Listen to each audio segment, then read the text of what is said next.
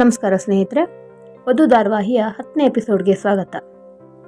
ಆಫೀಸಲ್ಲಿ ಸಾರ್ಥಕ್ ಆದಿ ಹತ್ರ ಹೇಮಂತ್ ಅನ್ನೋ ಲಾಯರ್ ಬಗ್ಗೆ ವಿಚಾರಿಸ್ತಿದ್ದಾನೆ. ಆದರೆ ಅವನು ವಿಷಯ ಸೀಕ್ರೆಟ್ ಆಗಿಡೋದು ಕಷ್ಟ ಅಂತ ಗೊತ್ತಾಗುತ್ತೆ.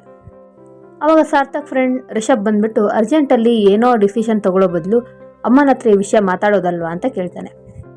ಅಂದರೆ ಇವಾಗ ಪ್ರಾಬ್ಲಮ್ನ ಇನ್ನೂ ದೊಡ್ಡದು ಮಾಡ್ಕೊ ಅಂತೀಯಾ? ನಂಗಂತೂ ಎಲ್ಲಿಂದ ಶುರು ಮಾಡಬೇಕು ಅಂತಲೇ ಗೊತ್ತಾಗ್ತಿಲ್ಲ ಅಷ್ಟೇ ಅಂತ ಹೇಳ್ತಾನೆ ಸಾರ್ಥಕ್. ವಧು ಮನೆಯಲ್ಲಿ ಸಚಿನ್ ಹೋಗಿ ಚಿಕ್ಕಮ್ಮನ ಮುಂದೆ ಫ್ರೆಂಡ್ ಜೊತೆ ಫೋನಲ್ಲಿ ಮಾತಾಡ್ತಿರೋ ಥರ ನಾಟಕ ಮಾಡ್ತಾ ಇದ್ದಾನೆ.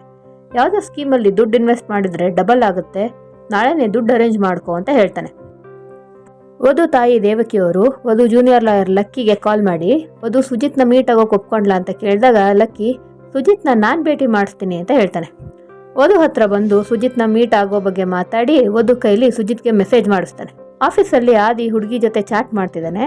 ಆದರೆ ಆ ಹುಡುಗಿ ಯಾರು ಅಂತ ಅವನಿಗಿನ್ನೂ ಗೊತ್ತಾಗಿಲ್ಲ.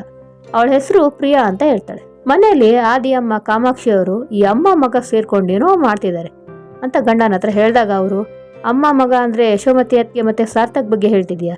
ನಂಗಂತೂ ಪೂರ್ತಿ ಕನ್ಫ್ಯೂಷನ್ ಅಂತಾರೆ. ಹೌದು, ಇದ್ರ ಮಧ್ಯೆ ಪ್ರಿಯಾಂಕಾ ಬೇರೆ. ಅವತ್ತು ಪಾರ್ಟಿಗೆ ಇಬ್ರು ಬಂದಿದ್ರಲ್ಲ, ಯಾರು ಅಂತಲೇ ಗೊತ್ತಾಗ್ತಿಲ್ಲ. ನಾನು ಯಶೋಮತಿ ಅಕ್ಕನ ಹತ್ರನೇ ಕೇಳ್ತೀನಿ ಅಂತ ಕಾಮಾಕ್ಷಿ ಅವರು ಹೇಳ್ತಾರೆ.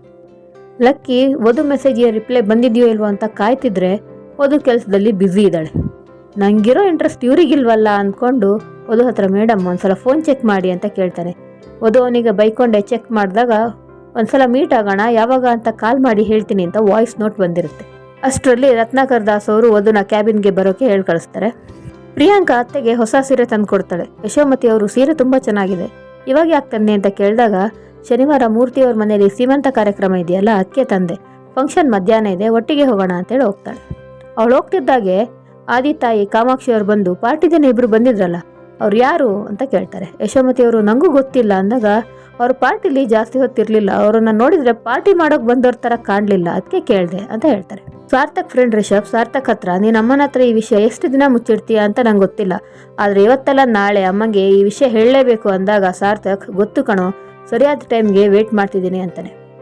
ಬ್ಯಾಡ್ ನ್ಯೂಸ್ ಹೇಳೋಕ್ಕೆ ಗುಡ್ ಟೈಮ್ ಅಂತ ಇರಲ್ಲ ಅಂತಾನೆ ರಿಷಬ್. ಅದಕ್ಕೆ ಸಾರ್ಥಕ್ ಗೊತ್ತು ಕಣ, ಆದರೆ ಈ ಪ್ರಿಯಾಂಕಾ ಯಾವಾಗ ಏನು ಮಾಡ್ತಾಳೆ ಅಂತಲೇ ಗೊತ್ತಾಗ್ತಿಲ್ಲ, ಫಸ್ಟು ಒಂದು ಒಳ್ಳೆ ಲಾಯರ್ನ ಹುಡುಕ್ಬೇಕು ಅಂತಾನೆ. ಯಶೋಮತಿ ಅವರು ಆದಿ ಹತ್ರ ಪಾರ್ಟಿಗೆ ಬಂದಿದ್ರಲ್ಲ ಒಂದು ಹುಡುಗ ಮತ್ತೆ ಹುಡುಗಿ, ಅದೇ ಕಣಪ್ಪ ನಿನ್ನ ಮದುವೆ ಬಗ್ಗೆ ಕೇಳಿದಾಗ ತುಂಬ ಚೆನ್ನಾಗಿ ಉತ್ತರ ಕೊಟ್ಲಲ್ಲ ಆ ಹುಡುಗಿ, ಅವ್ರು ಯಾರು ಅಂತ ಗೊತ್ತಾ ಅಂತ ಕೇಳ್ತಾರೆ. ಅವಾಗ ಆದಿ ಅಣ್ಣನ ಯಾವುದೋ ಪ್ರಾಜೆಕ್ಟ್ಗೆ ಕೆಲಸ ಮಾಡ್ತಿದ್ದಾರೆ ಅನಿಸುತ್ತೆ ಅಂದಾಗ ಯಶೋಮತಿ ಅವರು ಅವ್ರನ್ನ ಆಫೀಸಲ್ಲಿ ಯಾವತ್ತೂ ನೋಡಿರಲಿಲ್ಲ, ಅದಕ್ಕೆ ಕೇಳಿದೆ ಅಂತಾರೆ.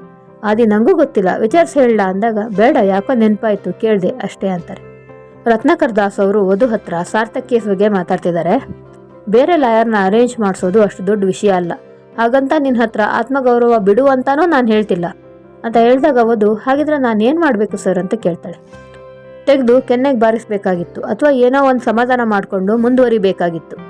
ಲಾಯರ್ಗಳಾಗಿ ನಾವೆಷ್ಟೋ ಸಲ ಗೇಮ್ ಆಡಬೇಕಾಗುತ್ತೆ, ಆಟನ ಅರ್ಧಕ್ಕೆ ಬಿಡೋದು ಸರಿಯಲ್ಲ ಅಂತ ರತ್ನಾಕರ್ ಅವ್ರು ಹೇಳ್ತಾರೆ. ಆದರೆ ಇದು ಜೀವನ ಸರ್, ಆಟ ಅಲ್ವಲ್ಲ. ಪ್ರಿಯಾಂಕಾ ಅವ್ರು ಹೇಗೆ ಮಾತಾಡಿದ್ರು ಗೊತ್ತಾ, ಇನ್ಸಲ್ಟ್ ಮಾಡೋಕೆ ಅಂತಲೇ ಮಾತಾಡ್ತಾರೆ ಸರ್ ಅವರು ಅಂತ ವಧು ಹೇಳಿದಾಗ ಹೌದು ಅಂತ ಹುಡುಗಿನೇ ಅವಳು, ಆದರೆ ನೀನು ಪ್ರಿಯಾಂಕಾನ ಮಾತ್ರ ನೋಡ್ತಿದೀಯ, ಆದರೆ ಅಲ್ಲೊಬ್ಬ ಸಾರ್ಥಕ್ ಇದ್ದಾನೆ, ನೀವಿಬ್ರು ಸಾರಿ ಕೇಳಬೇಕು ಅಂತ ಕುತ್ಕೊಂಡ್ರೆ ಪಾಪ ಅವನೇನು ಮಾಡ್ತಾನೆ, ಜೊತೆಗೆ ಏನೂ ಗೊತ್ತಿಲ್ದಿರೋ ಅವನಮ್ಮ ಯಶೋಮತಿಯಲ್ಲಿದ್ದಾರೆ. ಡಿವೋರ್ಸ್ ವಿಷಯನ ಹೇಳೋಂಗೂ ಇಲ್ಲ ಬಿಡೋಂಗೂ ಇಲ್ಲ, ಇದ್ರ ಮಧ್ಯ ಲಾಯರು ಕಿತ್ತಾಡ್ಬಿಟ್ರೆ ಹೇಗಿರುತ್ತೆ ಹೇಳು? ಗೇಮ್ ಅಲ್ಲ ಓಕೆ, ಆದರೆ ಎಷ್ಟೋ ಸಲ ಲಾಯರ್ಗಳು ಸ್ಟ್ರಾಟಜಿ ಮಾಡಬೇಕಾಗತ್ತೆ, ಕೆಲಸ ಮುಗಿಸೋದು ಮುಖ್ಯ ಅಲ್ವಾ? ತಪ್ಪೋ ಸರಿನೋ ಒಂದ್ಸಲ ಸಾರಿ ಕೇಳಿದ್ರೆ ಏನಾಗುತ್ತೆ, ಮೇ ಬಿ ಸಾರ್ಥಕ್ಗಾಗಿ, ಇಲ್ಲಾಂದ್ರೆ ಈ ವಿಷಯ ಎಷ್ಟು ಕಾಂಪ್ಲಿಕೇಟ್ ಆಗುತ್ತೆ ಅನ್ನೋದು ನಿಂಗೆ ಗೊತ್ತಾಗಿದೆ ಅನ್ಸುತ್ತೆ ಅಂತ ಹೇಳ್ತಾರೆ.